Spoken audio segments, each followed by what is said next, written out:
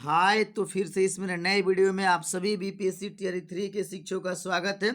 सभी डाउट्स का जवाब भाई आपको ऑफिशियली तरीके से मिलेगा। जो डाउट्स आप लोगों का है, बहुत से लोगों ने कॉल भी किया था, मैसेज भी था, आप लोगों ने कमेंट किया था कि विद्यालय में योगदान स्वीकृति का प्रोसेस क्या है, पैन कार्ड, पासबुक, आधार कार्ड, चेकबुक कब लगेगा, कहाँ देना होगा, योगदान करके घर जाना है या नेक्स्ट दिन से आना है, टेक्निकल ज्वाइनिंग कब और कैसे होगा, कौन करेगा, एनपीएस प्राण रजिस्ट्रेशन कब और कौन करेगा, हाजिरी ऑनलाइन बनेगा या ऑफलाइन, हर एक टॉपिक पर हम लोग ऑफिशियल तरीके से बात करेंगे, डिपार्टमेंटली बात करेंगे। तो मेरे चैनल पर नए हैं तो चैनल को जरूर सब्सक्राइब कर लीजिएगा, क्योंकि शिक्षा समिति हर एक अपडेट आपको समय समय पे मिलता रहता है। चलिए हम लोग पॉइंट वाइज एक एक टॉपिक को ले लेते हैं और बात करते हैं। पहला है आपका कि विद्यालय में योगदान की स्वीकृति का प्रोसेस। देखिए, विद्यालय में योगदान की स्वीकृति का प्रोसेस नहीं है कि आपको 15 मई से विद्यालय में योगदान करना है, तो आपको प्रयास करना है कि 12 बजे के पहले अपने विद्यालय में पहुंच जाना है। हालांकि आप प्रयास करें कि 9 बजे ही पहुंच जाए, 9 बजे पहुंच जाते हैं तो सबसे अच्छा रहता है। जिस समय आप पहुंचते हैं सबसे पहले आप अपना जो प्रभारी हैं भाई, उनको अपना योगदान पत्र दीजिए और जो उसके साथ डॉक्यूमेंट्स हैं। अब बात कर लेते हैं डॉक्यूमेंट्स कौन कौन सा देना है। तो जो भी आप डॉक्यूमेंट्स काउंसलिंग के समय में दिए थे सभी डॉक्यूमेंट्स देना है। और कौन सा वाला देखना है, वाटर मार्क वाला। देखिए, मैंने कई वीडियो में बताया था कि आप जब योगदान कीजिएगा उस समय आपको वाटर मार्क वाला डॉक्यूमेंट्स देना ही देना पड़ेगा। इसलिए मैंने उस समय ही बोला था कि आप लोग सहेज कर रखिएगा भाई, पीडीएफ वगैरह रखिएगा, जीरोक्स करा कर रखिएगा, उसको देना पड़ेगा। और बात बहुत लोगों का कहना था कि सर कलर देंगे या फिर ब्लैक एंड व्हाइट देंगे, तो आप कोई भी देंगे स्वतंत्र, आप ब्लैक एंड व्हाइट ही दीजिएगा, चलेगा, अच्छा रहेगा, सबसे अच्छा रहता है। कितने फाइल में, 3 फाइल में देना है आपको, 3 फाइल बना लेना है। 3 फाइल में आपको एक विद्यालय के लिए हो जाएगा, एक बीआरसी के लिए हो जाएगा, एक जिला के लिए हो जाएगा।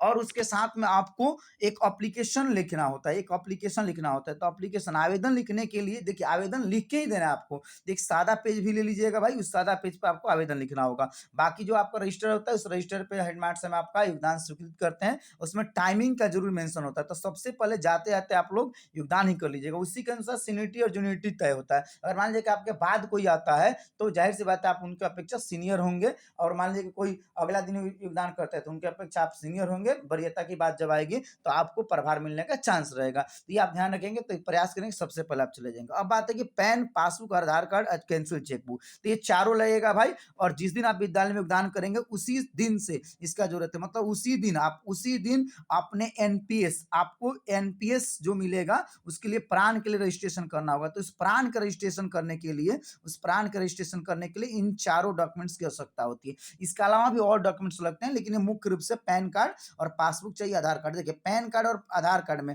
भाई सही नाम और डेट ऑफ बर्थ होना चाहिए। अगर कोई मिसमैचिंग है तो फिर आपका प्राण जनरेट नहीं हो पाएगा, आपका रिजेक्ट हो जाएगा। और फिर प्राण जब रिजेक्ट हो जाएगा, प्राण जनरेट नहीं होगा, तो आगे चलकर आपका पेमेंट नहीं मिलेगा। बिना प्राण का पेमेंट नहीं मिलता, ये क्लियर समझ लेना है।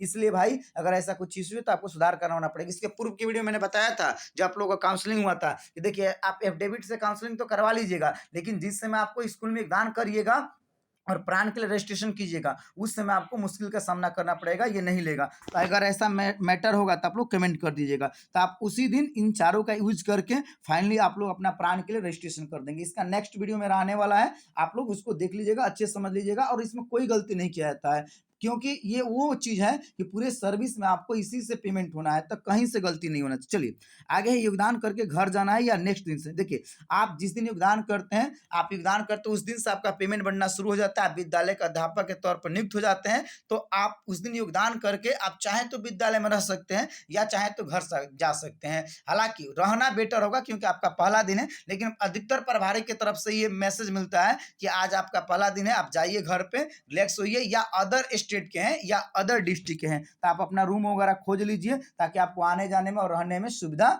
आसानी से हो जाए, और मतलब कोई परेशानी नहीं है। अब आते हैं टेक्निकल ज्वाइनिंग कब और कैसे और कौन करेगा। देखिए, टेक्निकल ज्वाइनिंग जो है, जिस दिन आप योगदान करते हैं विद्यालय में, जो भी आपका एक फाइल का डॉक्यूमेंट्स होता है, देखिए ध्यान देना है कि आपका ओरिजिनल योगदान पत्र वो भाई जमा हो जाता है, ठीक है। इसलिए आप लोग जीरोक्स वगैरह करा के फोटो वगैरह खींच के रख लीजिएगा, वो सारा। और जो भी आपका डॉक्यूमेंट्स है, 10, 12, डीएलएड, बीएड, सीटेड, टेस्टेड, जाति, आय, निवास, जितना आपका डॉक्यूमेंट्स है, वो सारा डॉक्यूमेंट्स और फोटो वगैरह के साथ, आधार कार्ड के साथ, ठीक है, और एप्लीकेशन के साथ, और योगदान पत्र, मूल्य योगदान पत्र को सारा को एक फाइल में कंपाइल करने के बाद हालांकि प्रभारी एचएम जो है उसका मिलान कर सकते हैं। मूल ओरिजिनल सर्टिफिकेट भी आपको लेके जाना, जितने भी डॉक्यूमेंट्स है सबका ओरिजिनल लेके जाना, ठीक है।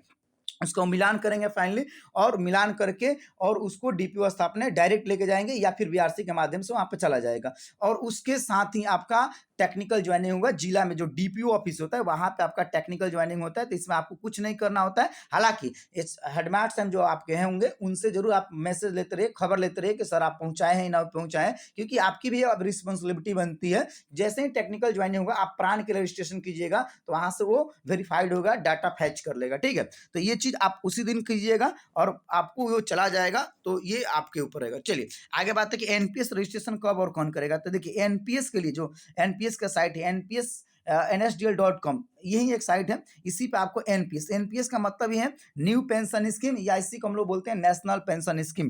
प्राण का मतलब होता है परमानेंट रिटायरमेंट अकाउंट नंबर। इसी के तहत आपको आगे चलकर एचआर में सनबॉर्डिंग होता है और आपको पेमेंट मिलता है। तो देखिए प्राण का फॉर्मेट जारी हो गया है, पहले आप लोग उसको भर लेंगे, ऑफलाइन पहले भर लेंगे, ठीक है।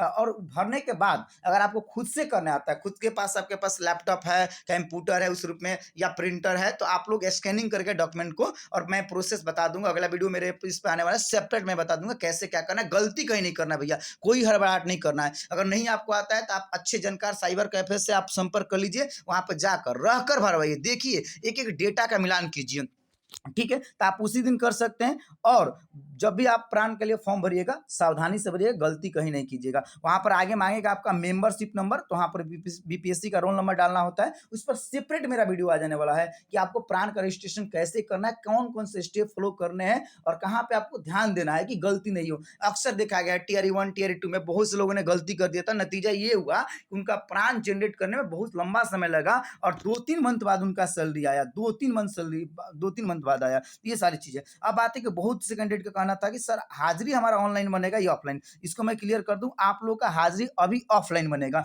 मैन्युअली बनेगा, अटेंडेंस पे जहां पे आपका योगदान स्वीकृत होगा उसी में बनेगा। ध्यान देना है कि योगदान स्वीकृत करते समय आप लोग टाइमिंग जो डालेंगे अराइवल में, वो एग्जैक्ट जो रहेगा उस पर आपका जो ज्वाइनिंग लेटर रहेगा जिसमें आपको टाइमिंग मेंशन होता है और डेट मेंशन होता है, उसी के अनुसार डालिएगा।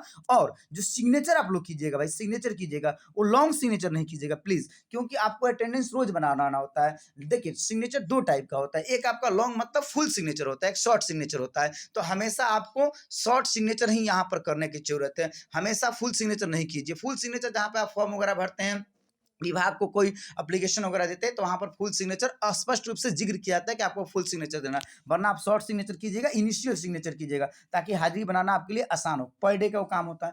हाजिरी आपका ऑनलाइन अभी फिलहाल में नहीं बनेगा, लेकिन मई लास्ट तक आप लोगों का ई शिक्षा कोष से ऑनलाइन हाजिरी बनना शुरू होगा। हालांकि विभाग का वो काम है आपका ई शिक्षा कोष पे जितना भी आपका डेटा है उसको वहां से जो आपका फॉर्म भरे बीपीएससी का या फिर आपको टेक्निकल ज्वाइनिंग जो होगा वहां से डेटा को फैच कर वहां पे मर्ज किया जाएगा ई शिक्षा कोष पे। तब आपका ई शिक्षा कोष पे आईडी जनरेट होगा, टीचर आईडी, तब आप लॉगिन करेंगे, पासवर्ड वगैरह क्रिएट करेंगे। उसके लिए भी मेरा ई शिक्षा कोष पे कैसे आईडी जनरेट किया जाता है, अटेंडेंस कैसे बनाया जाता है, डाटा आपका जो मतलब जो भी प्रोफाइल अपडेट कैसे किया जाता है, सारी चीजों को लेकर एक स्पेशल वीडियो आ जाने वाला। हर एक टॉपिक पर मेरा वीडियो आता रहेगा आप लोगों का, ठीक है। तो ऑनलाइन अभी आपका हाजिरी नहीं बनेगा, ऑफलाइन हाजिरी बनेगा, मैन्युअली बनेगा, इसलिए आप लोग को परेशान नहीं होना है। वो विभाग का काम है, उसके लिए शिक्षा विभाग का निर्देश प्राप्त होगा जिला शिक्षा अधिकारी और डीपीओ को। फाइनली वो लोग आपका इस शिक्षा को उस पर एंट्री करेंगे और इस हिसाब से आप लोग का ऑनलाइन हाजिरी जून से बनना शुरू होगा। हालांकि जून में तो गर्मी की छुट्टी हो जाएगी, तो संभवतः आप लोग का अब जुलाई से ही ऑनलाइन हाजिरी बनने की संभावना है। मैं समझता हूं कि आप लोग का जितना भी मन में डाउट्स था वो सारे डाउट्स क्लियर होंगे और इसके अलावा भी कोई डाउट्स रह जाता है तो आप लोग जरूर कमेंट कीजिएगा। हालांकि इसके अलावा मैं बता देता हूँ मेरा सेपरेट वीडियो आने वाला है सीएल को लेकर। बहुत से अभ्यर्थियों का कहना था कि सर कितना सीएल मिलेगा, सीएल के साथ ऐसे लेने का क्या प्रावधान है सर, प्राण के लिए जो जनरेट करते हैं उसमें आपका किन बातों का ध्यान रखना है, एचआर में सनबॉर्डिंग क्या होता है, साथ में हम लोग बात करने वाले हैं कि आपको विद्यालय में जब योगदान कर लेते हैं तो कैसे वहां पे चीजों को देखना रहता है, सब चीज करना होता है, आप लोग का ट्रेनिंग कब होगा, इन सारे टॉपिक पर हम लोग बात करने वाला है। आप लोग के अनुसार कौन सा अगला वीडियो होगा जरूर कमेंट करके बता दीजिएगा, और किसी तरह का डाउट है तो जरूर कमेंट कीजिएगा भाई। ओके, जय हिंद, जय बिहार।